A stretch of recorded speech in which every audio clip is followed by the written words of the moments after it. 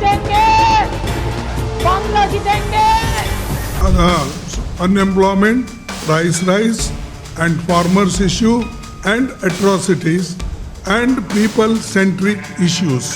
First phase election में 100 century हमको हो गया और एक जो सेकंड फेज आएगा उसमें हम फिर डबल सेंचुरी करेगा। आप डर दिखाएंगे तो हम लड़के लेंगे। टीएमसी से शुरू हुई ये सियासी कहानी अब दिल्ली से लेकर कलकत्ता तक राजनीतिक हलचल का केंद्र बन चुकी है, जहां हर मोड़ पर नया समीकरण और नई चर्चाएं सामने आ रही हैं। सूत्रों के मुताबिक टीएमसी के कांग्रेस में संभावित विलय को लेकर बातचीत तेज हो गई है। इस पूरे घटनाक्रम में सोनिया गांधी की कथित पहल ने सियासी माहौल को और गर्म कर दिया है। बताया जा रहा है कि ममता बनर्जी को राष्ट्रीय उपाध्यक्ष पद का प्रस्ताव दिया गया है, जबकि अभिषेक बनर्जी को कांग्रेस महासचिव बनाए जाने की चर्चा भी जोर पकड़ रही है।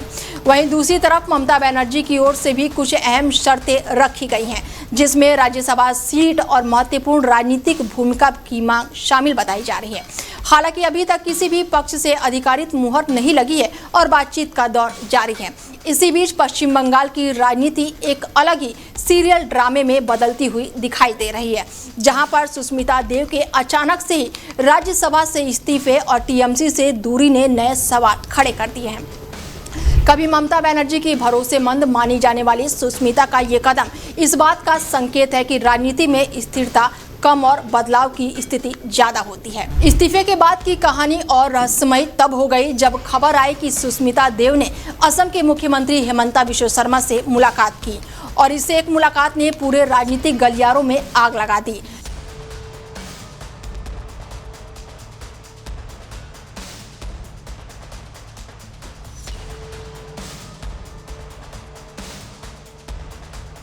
लेकिन ये सिर्फ एक इस्तीफे की कहानी नहीं है, ये टीएमसी के भीतर चल रहे बड़े भूचाल की एक झलक है। Unemployment, price rise and farmers issue and atrocities and people-centric issues. First phase election में 100 सेंचुरी हमको हो गया और एक जो सेकंड फेज आएगा उसमें हम फिर डबल सेंचुरी करेगा।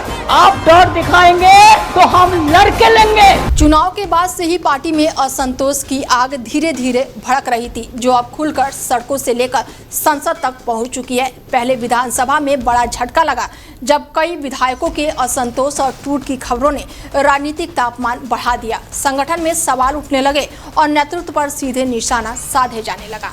इसके बाद से लोकसभा में एक और बड़ा विस्फोट हुआ। करीब 20 सांसदों के एक गुट के अलग रुख अपनाने और संसद में अलग व्यवस्था की मांग करने की खबरों ने राजनीतिक हलचल और तेज कर दी। इन सांसदों में नामों में बड़े चेहरे भी शामिल बताए जा रहे हैं और सबसे चौंकाने वाली बात यह है कि कई लोग इस सत्ता के खिलाफ नहीं बल्कि सत्ता के साथ नए समीकरण की तैयारी के रूप में देख रहे हैं। इसी बीच राज्यसभा में पहले ही बड़ा झटका लग चुका था जब सुखेंदु शेखर रॉय ने इस्तीफा देकर पार्टी पर गंभीर आरोप लगाए थे। उन्होंने कहा था कि भ्रष्टाचार के मुद्दों पर बोलने की कीमत उन्हें अलग थलग होकर चुकानी पड़ी। उनका इस्तीफा जैसे एक चेतावनी थी, जिसके बाद अब कई और नेताओं ने आगे बढ़कर अपना इस्तीफा दिया। इधर पार्टी के भीतर टूट की लहर और तेज होती हुई नजर आ रही है। कई नेता, सांसद और पूर्व पदाधिकारी धीरे धीरे या तो पार्टी से दूरी बना रहे हैं या खुलकर विरोध में सामने आ रहे हैं। कुछ ने संगठनात्मक फैसलों पर सवाल उठाए हैं तो कुछ ने जनता से कटाव और जमीनी असंतोष को कारण बताया है। सबसे दिलचस्प मोड़ तब आया जब खबर आई कि टीएमसी के भीतर ही एक बड़ा गुट संसद में अलग पहचान की मांग कर रहा है।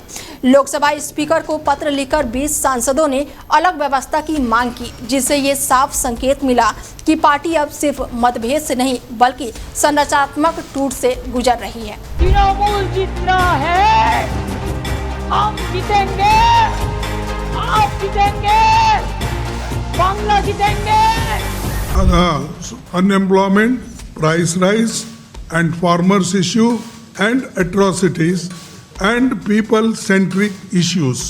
फर्स्ट फेज इलेक्शन में 100 सेंचुरी हमको हो गया और एक जो सेकंड फेज आएगा उसमें हम फिर डबल सेंचुरी करेगा। आप डर दिखाएंगे तो हम लड़के लेंगे।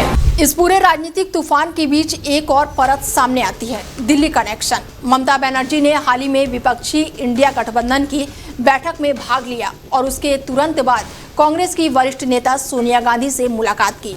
ये मुलाकात अचानक नहीं मानी जा रही है, बल्कि इसे एक नए राजनीतिक संवाद की शुरुआत माना जा रहा है। इसके बाद से अगला बड़ा दृश्य तब बना जब अभिषेक बैनर्जी ने खुद दिल्ली में जाकर राहुल गांधी से मुलाकात की।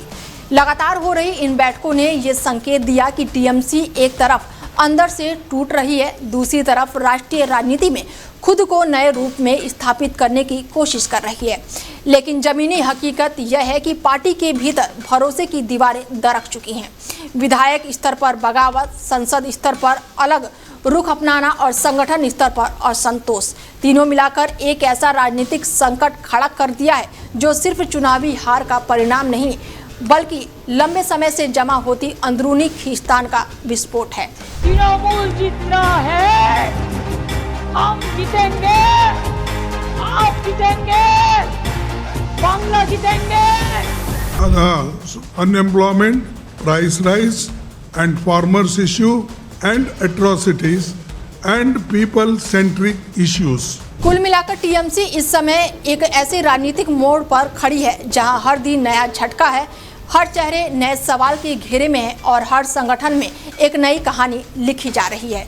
सुष्मिता देव का इस्तीफा इस पूरे भूचाल का सिर्फ एक दरवाजा है। अंदर अभी और भी कई राजनीतिक परतें खुलनी बाकी है। फिलहाल अब सबकी नजरें जो हैं वो कांग्रेस और टीएमसी के आखिरी फैसले पर टिकी हुई है। फिलहाल इस खास पेशकश में मेरे साथ इतना ही। बने रहिए आप हमारे साथ और देखते रहिए डेल 24 भारत। नमस्कार।